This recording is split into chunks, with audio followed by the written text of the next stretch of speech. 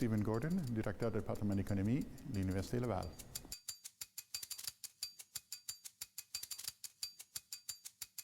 En économie, on voit que les prix augmentent si la demande est forte ou si l'offre est réduite. Et on a connu les deux effets récemment.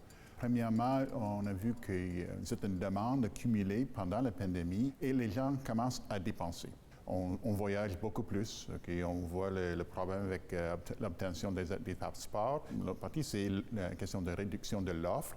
On voit qu'il y a des pénuries de nourriture, de l'épicerie, et évidemment, avec la guerre en Ukraine, la production des grains, et le blé et tout ça, et évidemment le pétrole. C'est un peu inquiétant. Si un taux d'inflation persiste au niveau trop élevé, ça commence à être incrusté dans les attentes.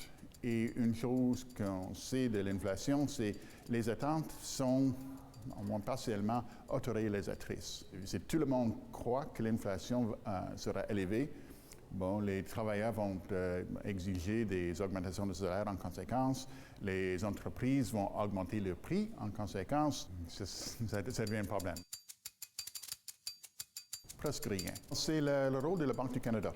La Banque du Canada peut réduire la demande en augmentant les taux d'intérêt. Les gens vont dire, bon, peut-être c'est mieux de placer l'argent avec un taux d'intérêt plus intéressant plutôt que le dépenser.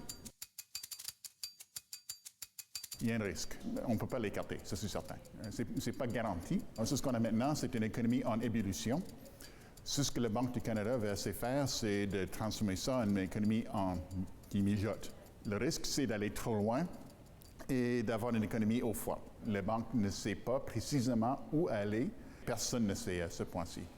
Même les directeurs de la Banque du Canada, ils ne savent pas? Non. Ils vont faire augmenter le taux d'intérêt, voir qu'est-ce qui se passe. OK? Si on a toujours un problème, on continue. Et jusqu'au point où peut-être ils se rendent compte que c'est peut-être on est allé trop loin. C'est délicat. Donner plus d'argent aux contribuables, c'est populaire, mais le risque serait de juste alimenter les demandes. De ne pas perdre l'espoir, c'est pénible, c'est pas plaisant. Il n'y a pas grand-chose qu'une personne peut faire. C'est un problème global.